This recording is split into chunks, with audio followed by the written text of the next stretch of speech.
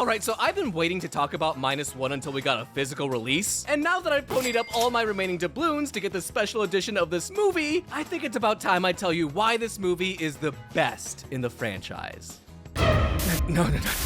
I can't be right. I can't. No. No! Godzilla Minus One is incredible, man. Despite 29 prior entries from the East in this iconic film series, none could really penetrate the Western world until this came out. Now recognized as the highest grossing and most successful Japanese Godzilla movie of all time, it was nominated and won an Academy Award in a highly competitive category. I repeat, a Japanese Godzilla movie won an Oscar. It cemented itself as one of the greats in its genre and cinema as a whole. That said, I think that's not where its successes stop. I think Godzilla Minus One triumphs the most because of having a soul. This genuine spirit that elevates it and makes it resonate with a multitude of people. It takes you on a journey of struggle and hardship, where the world seems so cold and bitter, but also shows something that can never be extinguished. How, even in the face of crippling fear, humanity will always latch on to their greatest asset: hope. After learning Japanese just so I could translate this box set and its bonus features, only to find English subs on Reddit and Godzilla himself to email me a translation of the booklet inside, I'm finally ready to talk about this movie. Yeah, that's actually real. I can speak and read in Japanese now. This wasn't a waste of time, you're a waste of time. F you. Hello, my name is Justin, and today we're diving into the war within Godzilla Minus One.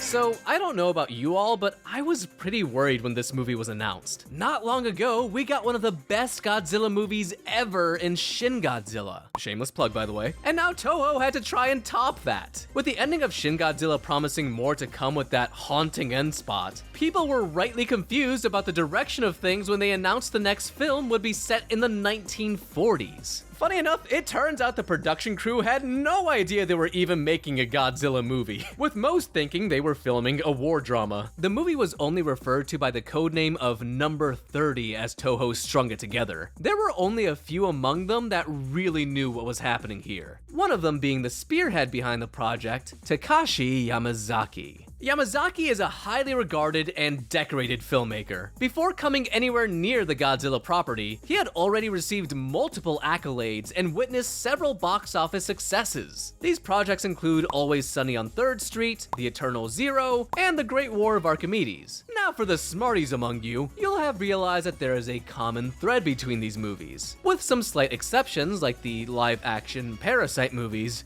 Seriously, what's going on there? Yamazaki has always been partial to placing his stories in post-war Japan. In them, he often tackles the struggles of the recovering nation while also looking at the complexities of war. This has sometimes landed him in hot water as, in one of my favorite accounts, legendary director Hayao Miyazaki openly criticized The Eternal Zero as being deceitful and, quote, full of lies. The author of the source material, Naoki Hyakura, was none too pleased about this and went on air to claim that Miyazaki must not have been right in the head for thinking that. Man, you know you got some serious shit going on when the word pussyfooting is being thrown around. The point of all this is that Yamazaki sometimes alienated audiences who felt that he came off a bit too sympathetic towards Japan's role in the war. Which, rightfully so. However, this was a critique Yamazaki actively blew back against. What he aimed to do was to hold Japan accountable while showing the harm of war and everything it took from people's lives. One interesting note about Yamazaki is that he's tackled Godzilla before. Notably, Always Sunset on 3rd Street 2 has a scene with Godzilla in it. And he would also write and direct a short for a Godzilla theme park ride, which looks wild, by the way, motion sickness be damned. According to him, working on Godzilla has been his dream since he was a child. In interviews, he recounts how two of the movies that inspired him to want to become a filmmaker were some of Ishiro Honda's classics in King Kong vs. Godzilla and Matango.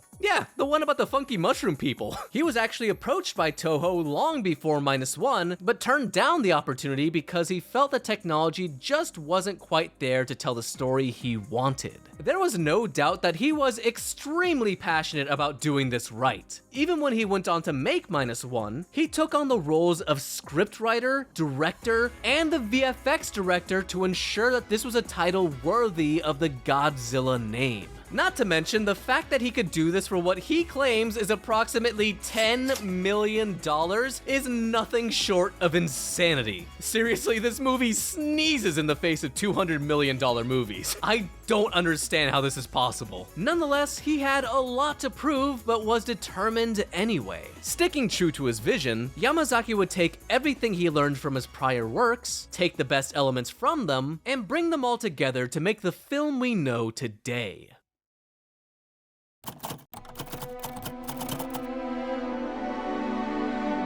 Taking Godzilla back to its roots, Yamazaki brings us back to Japan at the end of World War II. At this time, the nation was at its most desperate, launching meaningless attacks that only showed how expendable the nation thought its people were. This story follows one of those people, a kamikaze pilot named Koichi Shikishima, and it's through his eyes that we see this war-torn Japan and how he and the others around him navigate it. Koichi is the heart and soul of this movie, being a character who confronts his everyday demons while also facing an endless barrage of grief, guilt, and regret. His is a story of hardship where he has to move on from his past and attempt to live again after the horrors he's endured.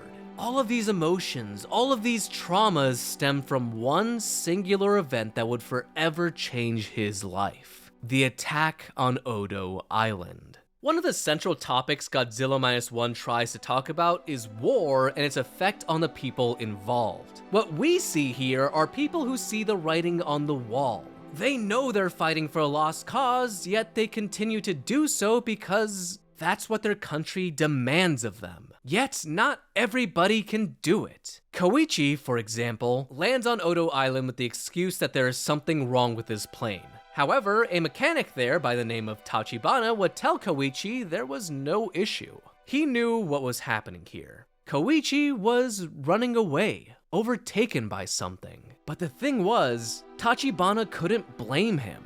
The Japanese government was throwing its people's lives away. It was wrong and it didn't make any sense. So, how could he blame Koichi? Instead, he praises Koichi, saying that the world needs more people like him. People who have a heart and aren't so easily able to cast it aside. But, as it turns out, this would be Koichi's judgment day. That evening on Odo Island, something monstrous would appear, a creature the likes of which had never been seen before. It had been foretold in local legend as a ravenous, unstoppable beast that went by the name Godzilla.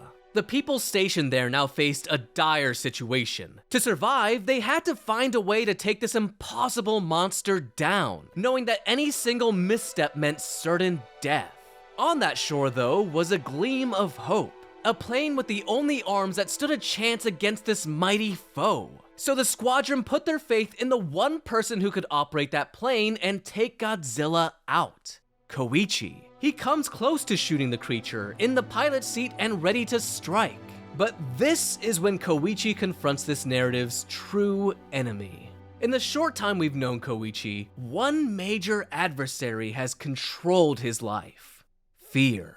Fear made him land that plane on Odo Island and froze him at the most critical moment in all these people's lives. And because Koichi couldn't do it, the squadron was destroyed, the only survivors being Koichi and Tachibana. Enraged, Tachibana runs Koichi down, telling him that because he couldn't shoot, their blood was on his hands. He doesn't deserve to be the one going home when he was the reason all those other people weren't. To make matters worse, once Koichi returns to Tokyo, he finds further devastation.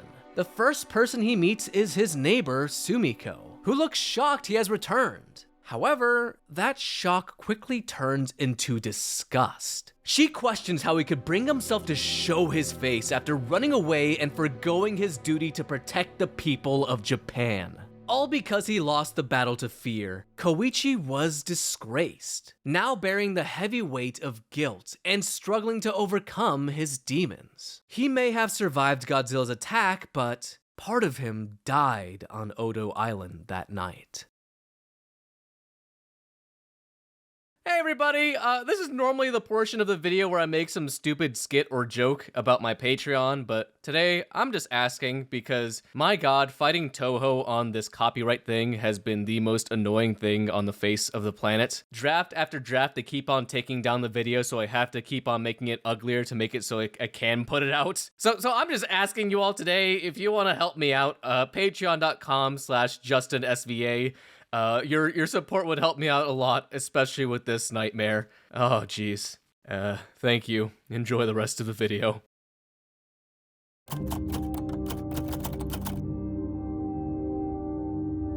Once again, Dreeve has decided to grace me here with a title change to my script and called it The War Within, or How I Learned to Deep Throat Giant Lizards with Airplanes. Which, technically, he's not wrong. It's just a lot to take in. From here, Godzilla Minus One explores what this person does as he tries to dig himself out from this pit of despair and tries to start living again for the first time since that fateful night. But before we get to that, I want to tie this back into another story. Raymond Albert Kroc is an Illinois native who spent the last several decades floundering, working countless, meaningless jobs, hoping to fulfill his latest role as a milkshake mixer salesman. In dire financial straits, Kroc finds himself outside of a restaurant known only as McDonald's. I don't think this is the right one. Let's try this again. Jacob Singer is your average postman in New York who tries to live an everyday life. Aside from his batshit crazy chiropractor and his seemingly bipolar girlfriend, everything about him seems normal. That is, until something starts to change. These strange happenings suddenly start following him wherever he goes. Assuming they are nothing more than delusions, he shrugs them off and acts as though everything is okay. But they become undeniable. As Jacob plunges even deeper into despair, he comes to realize that his past was haunting him. Before he was a postman, he was stationed in Vietnam. It was there he would face the event that would change his life forever. From out of nowhere, the squadron was attacked and extinguished before Jacob's eyes. All of his comrades fell in the most cruel, inhuman ways imaginable. He barely made it out alive, clinging to life by a thread. He had escaped the war. He was out of this nightmare. However, this war wasn't quite done with him. Just as he gets taken out of that world, trying to live again is when everything turns for the worse. As his past begins to catch up with him, his reality begins to twist and contort. He lives in fear every day in a constant state of paranoia. Worse still, he has nobody to fall back on. Nobody understands what he's going through, and even the people close to him feel like a threat. He feels helpless, alone, and afraid. He's stuck in an eerie place where all that exists is him and his manifested anxieties that take grasp of his life and resurface all those things he thought he had moved on from. All his guilt, all his regret came rushing back, rapidly deconstructing his sense of self until there was nothing left. This is the world of Jacob's Ladder, one of the most harrowing experiences I have ever seen. Hey! Get that shit out of here! It goes through this man's life and shows you his rapid descent into a cold, merciless hell. Now, you might be wondering what the point of all this is, to which I'd reply, well, maybe if you weren't so impatient, I'd be able to tell you, punk. This movie takes the horrors and traumas of people who have seen the cruelty of war and materializes them in a way that gives us an idea of the dread that awaits them every single day. By the end, it certainly takes a different route in what it's trying to say, but the point still stands. War doesn't care who you are or what you do. It will leave you a hollow husk of the person you used to be, stripping you of everything to the point where living is no longer an option. There's a doubt lingering in the back of your mind where you have to ask yourself if maybe you're already dead. Jacob's ladder connects the overwhelming emotions of regret, sorrow, and pain, giving it form in the shape of these haunting settings and disturbing demons. A curse. These same emotions are at the fundamental core of Koichi's character, who has lost nearly everything, yet clings so tightly to the few things he has left, even if he can't truly appreciate them. Koichi stumbles upon a woman named Noriko early in the movie. She uses her adopted daughter to sneakily invite herself to his place and stay there until she finds stability. However, as the days pass, they find strength in each other, rebuilding their lives from the ground up. As they do so, you can feel something forming between the two, something almost like a family, with Noriko pushing for it to become a reality. Even Akiko, the orphan child Noriko took in, couldn't help but start forming a familial bond with him. At every glimmer of this, though, Koichi shoots it down. When his coworkers ask why he hasn't married Noriko yet, he says he doesn't want to. When Akiko calls him dad, he's like, hey, don't call me that. He insists there's no bond between them. They only share a roof above their heads and nothing more. What's sad is that it's clear as day that he doesn't mean it. Overhearing Koichi, Noriko finds work in Ginza so she can move out and leave him to make his own life. If he didn't want her there, she didn't want to burden him. Upon hearing this, Koichi tries to find any reason why she couldn't leave, telling her everything aside from the fact that, deep down, he needed her. Even when finding some faint glimmer of happiness, it feels like the world won't let him have it. Whenever he would take the step to start living again, his past would send him tumbling back down into despair. And that trauma would manifest into one singular entity.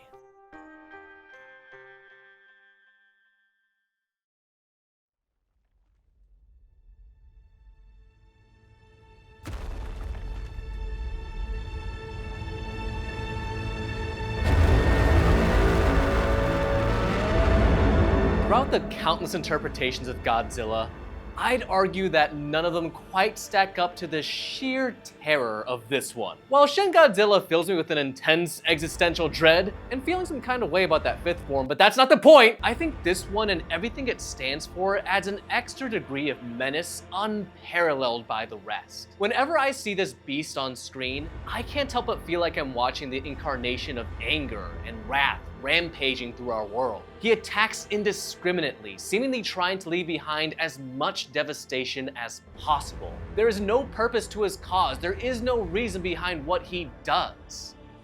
He simply is. He is something that only grows more wretched and vile, crushing you beneath his unbearable weight. He is that which you've tried to bottle up and hide, only to resurface with a bitter rage as you attempt to move on. He is why you wake up in a cold sweat every night, crying out for help that will never come. He is fear. It is incredible to me how this movie takes this creature and makes him an unstoppable force. To put this into perspective, Godzilla's theme in the soundtrack is called Divine, and it may as well be called, The composer for this movie, Naoki Sato, also made the music for Dragon Ball Super Superhero. There it is, there's my obligatory mention of Dragon Ball in this video. Ha! Alongside Koichi are his co-workers, a group that share a unique bond through their tribulations. They include a bunch of guys with names I'm sure to butcher, but will try to pronounce anyway. Shiro Mizushima is the plucky one of the group who inadvertently triggers Koichi's PTSD with talk of wanting some war action. Seiji Akitsu is the one I am most often distracted by because, and I could just be crazy here, the man is out here looking like a Japanese dog walker. Arigatou gozaimasu, critic-san.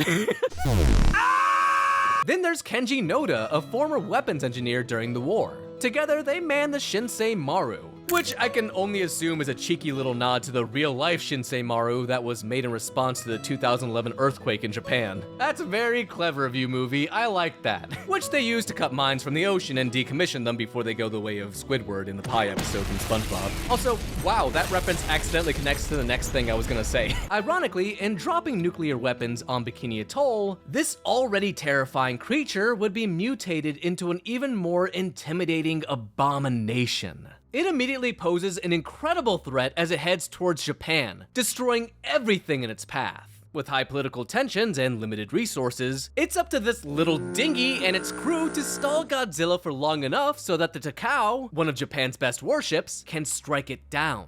It was an unexpected reunion, with Koichi recognizing the hallmark of Godzilla's arrival: hundreds of dead fish. Even though he had taken up this job to try and leave the war in the past, it was coming back even worse than before. Facing his fear for the first time in years, Koichi still trembles before its overwhelming might. But not about to let it take their lives, the crew decides to put up a fight. Dropping the collected mines into its mouth, they detonate them in the hopes of killing it. They're successful in dealing a fatal blow, and it seems like they handled this monster on their own. However, just as they look on to see if they've done it, he regenerates. Enraged, he attempts to attack the Shinsei Maru, only for the Takao to finally intercept him. Although, in a moment of sheer dread, Godzilla unleashes his ruinous heat ray, completely eviscerating the warship as the crew of the Shinsei Maru can only watch in disbelief. They recognize that if they couldn't stop Godzilla, it would bring calamity to their homeland. And just as they anticipated, he did. The takedown of the Takao battleship is one thing, but his arrival in Ginza is something much worse. Once he actually gets there, he decisively mauls the city. In the film's most harrowing scene, Godzilla strikes back against the tanks firing at him, showcasing his full, unrelenting power. The blast threatens to take Koichi out, but moments away from meeting his end, it's none other than Noriko who pushes him out of the way to safety. In the aftermath, a presumed 30,000 lives were lost that day. Even though this place had just been brought back from ruin, when people were just starting to rebuild their lives, it all came crashing down. All these people were set back, minus one. This was a threat unlike anything they had faced before. What they now fought against was an evil god with no way of being stopped or reasoned with. Just when they thought it was over, they found themselves at war again. Beyond that though, he represents something more. He is the embodiment of regret, sorrow, and pain. He is a force that promises to wreak havoc and tear down what has been rebuilt. At the same time though, he is a question. His arrival challenges not only Koichi, but all of Japan with one simple inquiry. The world you know has already been burned down. You're down on your luck and have lost everything. So, what do? Do you lie down, accept this punishment, and let this force overtake you, consume you, and rip everything you hold dear apart? Or do you rise, take a stand, and come face to face with the fear that chased you your entire life? In this question, we get some of the most beautiful aspects of Minus One. Everyone had to come together to find a way to win an unwinnable battle, yet they carry on, holding on to the only weapon they have to win them the day and finally let them move on: hope.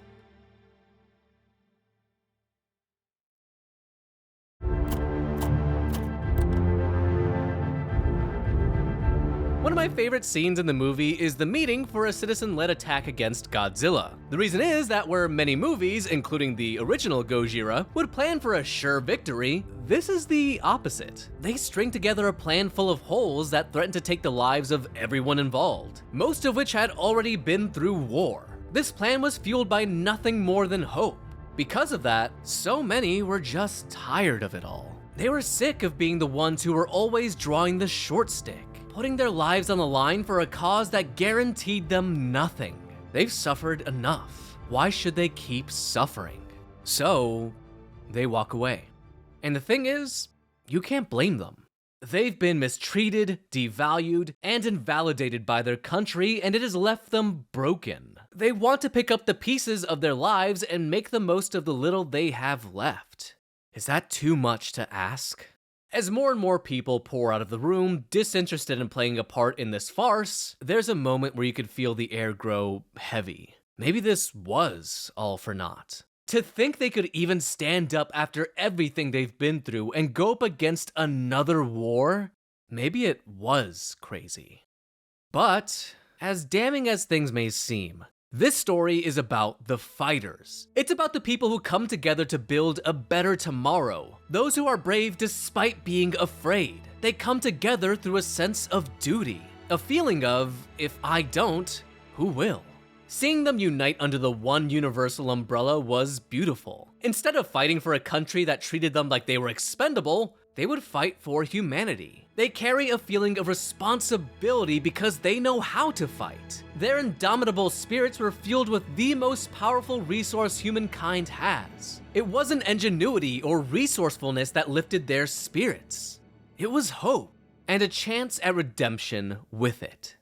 I feel what's important to know about Koichi is that he's a person whose heart has always been in the right place. There is more to his story than being the guy who couldn't throw his life away in a blaze of glory. Yes, there was a fear of taking himself down, but only because he wanted to keep living. It wasn't cowardice that stopped him, it was a promise. Before leaving off into war, Koichi's parents made him promise that he'd come back alive. They wanted him to return home and pick up where they left off. However, fate had another idea, as Koichi's parents would tragically lose their lives during the attack on Tokyo. As a result, Koichi felt he didn't belong anywhere. And even though people like Noriko and Sumiko offer him a shoulder to lean on, he only takes it so far. You could see how it hurt these people who actively wanted him to be a part of their lives as he kept them at a distance. The irony was that the most cowardly thing he had done was close himself off.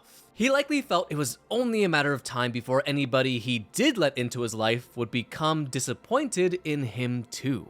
Because of this, it feels like nobody knows who Koichi truly is, to the point where those closest to him, those who want to help him, can't because they don't know how. Koichi is caught in an endless violent loop, losing his fight to live, shutting out others who want to help. As Koichi says, his war isn't over. And until it is, nothing can move forward in his life. But with this plan to fight back, this gleam of hope, Koichi sees an opportunity. All those voices in his head, all those nightmares, he could finally silence them. With the help of a reluctant Tachibana, Koichi constructs a plan to do what he couldn't before. To make up for all that he's done, he decides to pilot a plane again, fly headfirst into the face of fear, and sacrifice himself. There's a bit of irony in all of this though. Koichi thinks he's finally confronting his demons, fighting against the fear that has set his life back and reclaiming it. But this couldn't be further from the truth. In the time he's spent rebuilding his life since the war, he's made these valuable connections and built relationships with people who had grown to care and depend on him. While he may not have wanted them in his life, they still wanted to be by his side because they saw the good in him. No matter how often he fell, they'd be there to help pick him up. If he were to throw his life away now, he'd let all those people down. All the sacrifices they made for him, all the faith they placed in his heart would be for nothing. The truth was that if he was to go through with this plan, all he'd be doing is running away again. I think this is something that Tachibana recognizes. You can see the world of pain he's been left in, traumatized by the events of Odo Island and, just like everyone else, placed the blame on Koichi. However, the reality was much different. In these moments of devastation, people like Tachibana and Sumiko had just seen the most cruel, sadistic side of human nature. They lost everything and felt powerless for the first time. They couldn't retaliate, not against the enemy, not against their country. Instead, the blame would fall onto Koichi, who was punished for simply being human.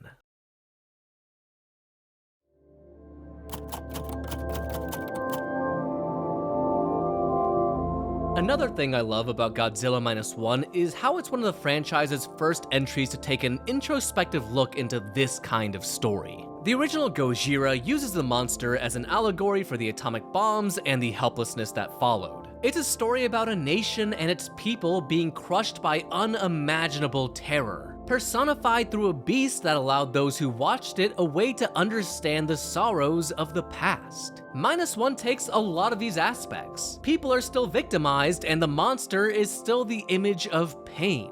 But there is one key thing that sets it apart. This time, the people feel something is wrong, that they have been lied to.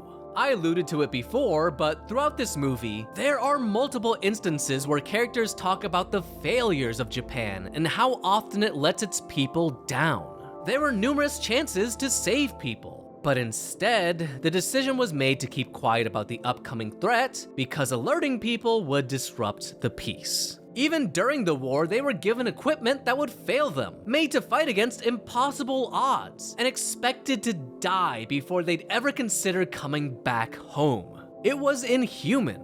Because of that, many people began to wake up and see a different side of the story. They couldn't blame Koichi anymore because the problem was bigger than him. How could he be courageous when he had nothing to be courageous for? Why blame him for being afraid when everybody else was too?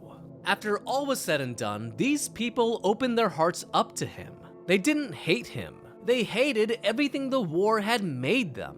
So now, they had to make it up to Koichi for their redemption. They had to show him how he could finally live again. The climactic battle between Godzilla and the people of Japan is just amazing. I can't think of many scenes in any movie that feels this tense and gripping. All these people had seen enough sorrow and misery, yet they decided to be courageous to end this monster's rampage. There was no guarantee this plan would work, but it was all they had. Even still, they set their sights higher, making sure that, unlike the war, they would lose nobody. They carried the hope that they would make a difference and come back home. In the words of Kenji Noda, this time, we're doing it right. Tachibana takes all of this in. He lets go of all the resentment he's carried for so long. Koichi didn't have to die here. He shouldn't die here. Tachibana likely remembered that person who landed on Odo Island. The person he praised for having his heart in the right place. Standing before him now, he could see that same heart remained. Koichi wanted to make things right, but he was going about it the wrong way. Tachibana could let him go out there and throw everything away, but what good would it do? They were all trying to move on from that war, move on from the pain it brought them. If he let him go, all he'd do is renew that cycle, showing that selfish mentality was justified. He couldn't bring himself to do that. There was so much more at stake than this one person's life. With Koichi's heart set on this plan, Tachibana does the most challenging thing he could have done and decides to place his faith in him again. After a long, arduous fight, Godzilla is nearly defeated. However, everything they have just isn't enough. They tried so hard and got so far, but in the end, it didn't even matter. All they could do now was face the rage of the beast they had tried to put down. In that moment, you could tell they felt powerless again. Maybe they were in over their heads, and that blind faith sent them all to their demise.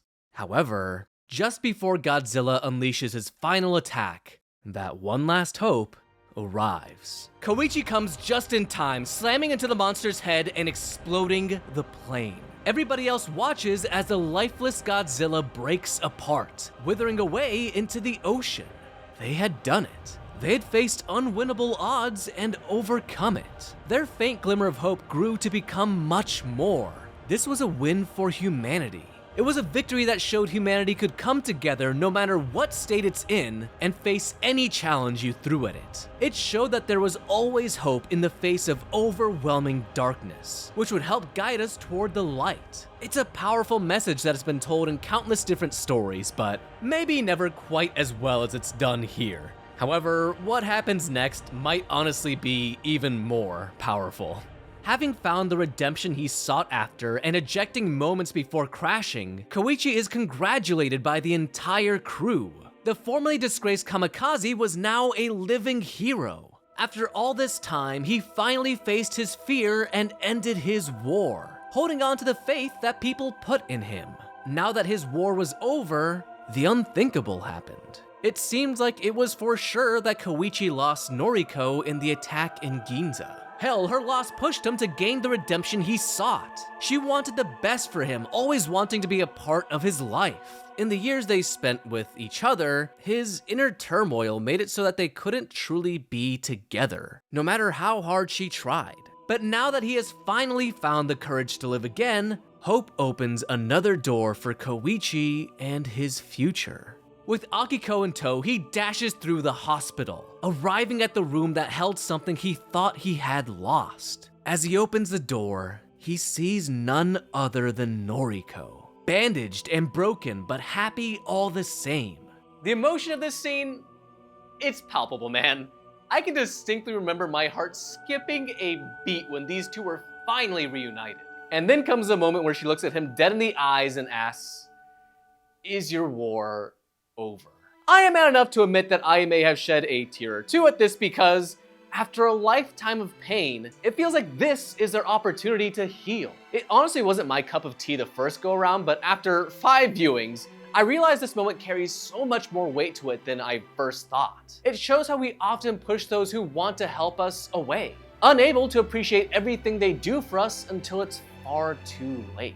It isn't until we can overcome our greatest obstacle, ourselves, that these people come back into our lives and we can truly cherish them for everything they are.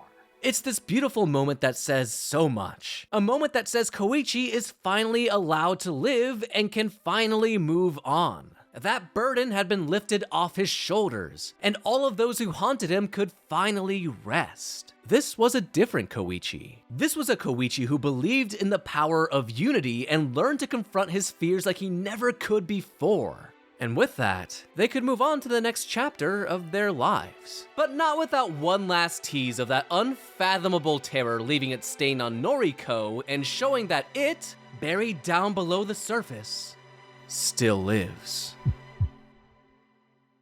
Oh, and by the way, this is real. Just as I finished recording this, Toho decided to announce that they are making a new Godzilla movie made by Yamazaki once again. So that's hilarious. You think he's gone? He's not gone! That's the whole point! He's never gone! You see?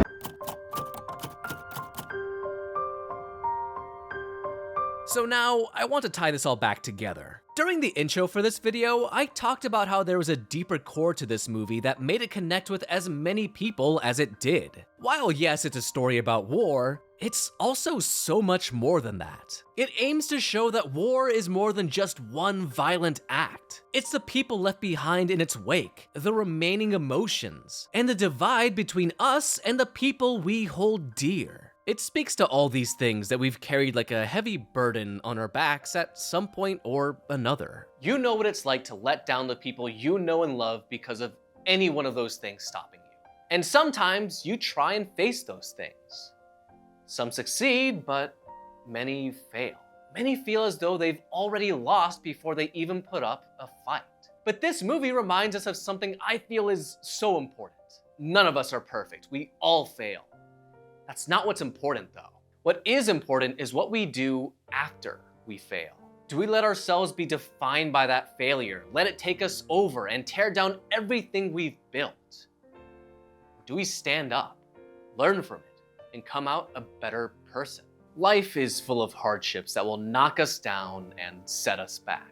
There are so many pressures put on us, and it makes every day a struggle. The world will throw everything at you, challenging you, asking you who you really are. It's then up to you to find the courage to look back at the world, overcome ourselves, and say, I am enough. My teleprompter doesn't say anything else from here, and I didn't really think about how awkward this would be after I finish this.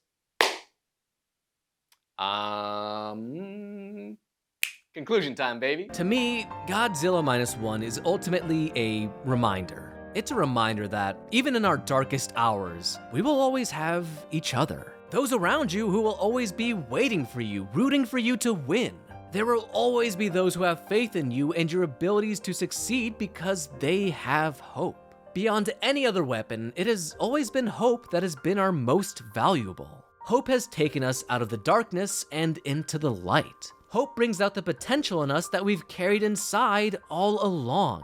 So long as we have hope, nothing is impossible. The best part is that it's something that we can never lose. Hope is the one thing you can never take away from us because it is what makes us human.